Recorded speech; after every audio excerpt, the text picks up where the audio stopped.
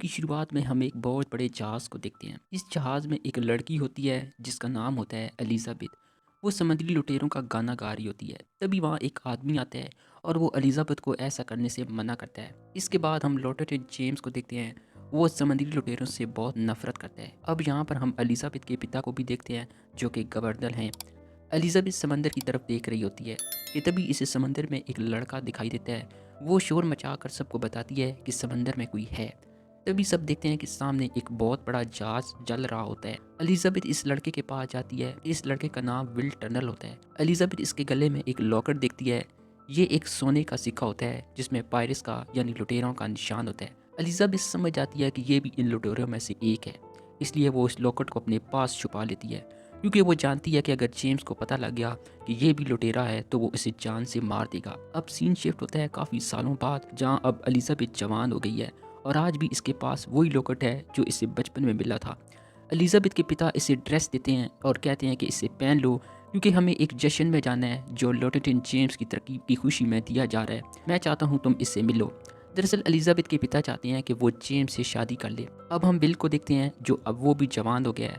Will एक लोहार है और वो गवर्नर को एक तलवार बना कर देता है। यहाँ पर एलिज़ाबेथ इसको देखकर खुश होती है, पर इसके पिता नहीं चाहते कि वो विल से दोस्ती बढ़ाए, इसलिए इसके पिता इसे लेकर लॉटेटेंट की पार्टी में चले जाते हैं। अगले सीन में हम फिल्म के हीरो जैक स्पैरो को देखते हैं जो पोर्ट रॉयल की बंदरगाह में अपनी कश्ती रोकता है और जैक वहां से एक पानी का जहाज लूटने की फिराक में होता है। तभी वहां दो सिपाही इसे रोक लेते हैं और जैक से पूछताछ करना शुरू कर देते हैं। वहीं किले के ऊपर एलिज़ाबेथ और जेम्स एक साथ बातें कर रहे होते हैं, लेकिन एलिज़ाबेथ का ड्रेस जो कि इसके पिता ने दिया था इतना टाइट होता है कि एलिज़ाबेथ बेहोश होकर किले से फिसल कर समंदर में गिर जाती है।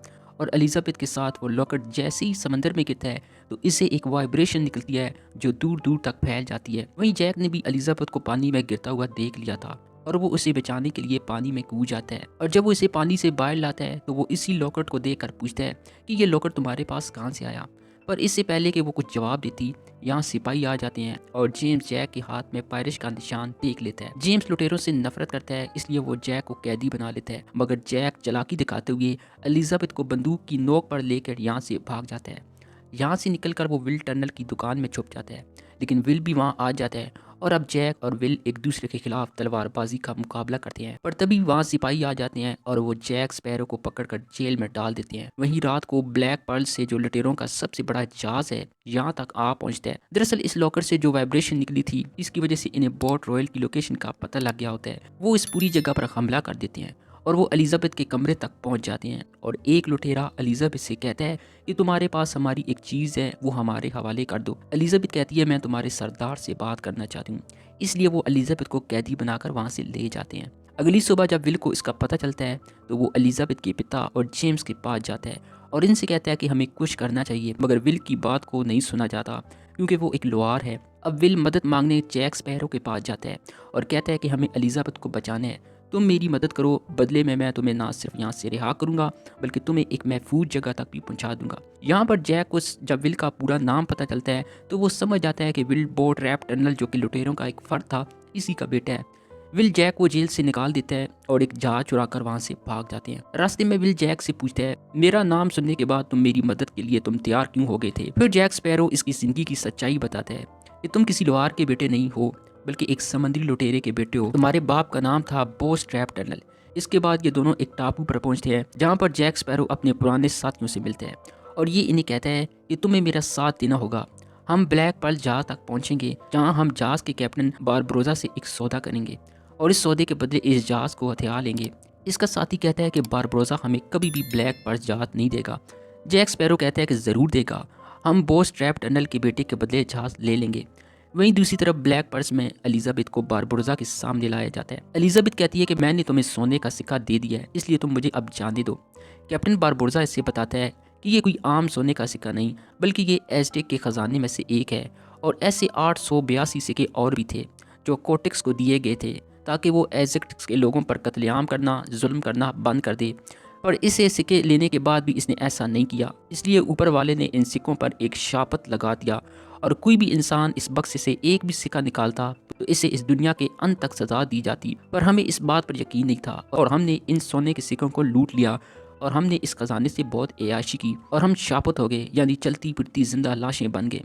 और फिर हमने दोबारा से वो सिक्के इकट्ठे किए और अब आखिरी सिक्का तुम्हारी बदौलत हमें मिल गया है, हम इस पर तुम्हारा खून चढ़ाएंगे और इस शापत से मुक्त हो जाएंगे। ये सुनकर एलिजाबेथ बारबोसा को चाकू मारकर यहाँ से भाग जाती है, लेकिन बाहर आकर वो पूरी तरह से हैरान हो जाती है क्योंकि वहाँ एक भी इंसान नहीं होता बल्कि सब भटकी हुई आत्माएं होती हैं। वहीं दूसरी तरफ विल और जैक स्पैरो अपने साथियों के साथ ब्लैक पर्ल्स की तरफ बढ़े होते हैं। यहाँ पर जैक स्पैरो का एक साथी विल को बताता है कि जैक स्पैरो पहले ब्लैक पर्ल्स का कप्तान था और इसके साथियों ने इसे धोखा दिया और इसे मरने के लिए एक टापू पर छोड़ दिया, पर जैक स्पैरो किसी भी तरह बच गया और अब वो अपने साथ बारबोसा से बदला लेना चाहता है। वहीं दूसरी तरफ बारबोसा इस गुफा तक पहुंच जाता है जहां इस बॉक्स में 881 सिक्के हैं और बारबोसा इस आखिरी सिक्के पर एलिजाबेथ का खून लगाकर इसे बॉक्स में फेंक देता है, लेकिन इसे कुछ भी नहीं होता। बारबोसा समझ जाता है कि एलिजाबेथ बोटस्ट्रैप टनल की बेटी नहीं है, इसलिए वो उसे थप्पड़ मारता है जिससे वो नीचे गिर जाती है और तभी वहाँ जैक स्पैरो और विल भी पहुंच जाते हैं और विल एलिजाबेथ को इस सिक्के के साथ वहाँ से भगा ले जाता है और जैक स्पैरो पकड़ा जाता है। तभी बारबोसा का एक आदमी बारबोसा को बताता है कि हम इस जहाज़ तक पहुँचने वाले हैं जिसमें एलिजाबेथ और वो इंसान है जिसका खून हमें चाहिए, और अब वो तेज़ी से इस तरफ बढ़ना शुरू कर देते हैं। और वहीं दूसरी तरफ एलिजाबेथ और विल टर्नल, जो कि अब जानता है कि बारबोसा को इसके खून की ज़रूरत है, वो दोनों अपने जहाज़ को बारबोसा के हमले से रोकने की कोशिश करते हैं, पर पूरी कोशिश के बाद भी वो नाकाम रहते हैं और बारबोसा सबको पकड़ लेता है। और अब इसे पता है कि विल टर्नल ही बूटस्ट्रैप का बेटा है जो कि इसके अब कब्जे में है, और बारबोसा एलिजाबेथ और जैक स्पैरो को पानी में फेंक देता है और फिर ये दोनों इसी टापू पर पहुंच जाते हैं जहां जैक को एक बार पहले भी फेंका गया था। यहाँ पर जैक के पास शराब भी होती है जिसे एलिजाबेथ जला देती है। आग की लपटों को देखकर यहाँ एक दूसरा जहाज आ जाता है जिसमें जेम्स और एलिजाबेथ के पिता होते हैं, जो जैक स्पैरो और एलिजाबेथ को इस टापू से उठाकर अपने जहाज में ले आते हैं। जहाज में एलिजाबेथ जेम्स से कहती है कि हमें ब्लैक पर्ल्स जहाज का पीछा करना है। वहाँ पर विल है पर जेम्स नहीं जाना चाहता, जिस पर एलिजाबेथ कहती है कि तुम अगर ऐसा करोगे तो मैं तुमसे शादी कर लूँगी। तो जेम्स फ़ौरन इसकी बात मानकर ब्लैक पर्ल जहाज का पीछा करना शुरू कर देता है। सब के सब समुद्री लुटेरे गुफाओं के अंदर जाते हैं और जैक स्पैरो भी वहाँ तक पहुँच जाता है और वो देखता है कि बारबोसा विल की गर्दन काटने वाला होता है। तो जैक स्पैरो इन्हें ऐसा करने से रोकता है और कहता है कि अगर तुम शार्प से मुक्त भी होगे तो इंसान बनने के बाद तुम बच नहीं पाओगे, क्योंकि बारपोर्ट रॉयल की फौज तुम्हें फिर से मार देंगे, इसलिए तुम्हें सबसे पहले इन लोगों को ख़त्म करना चाहिए। और बातों बातों में जैक स्पैरो खजाने में से एक सिक्का चुरा लेता है। बारबोसा को जैक की बात सही लगती है और वो अपनी सारी लुटेरों की फौज को पोर्ट रॉयल की आर्मी से लड़ने भेज देता है।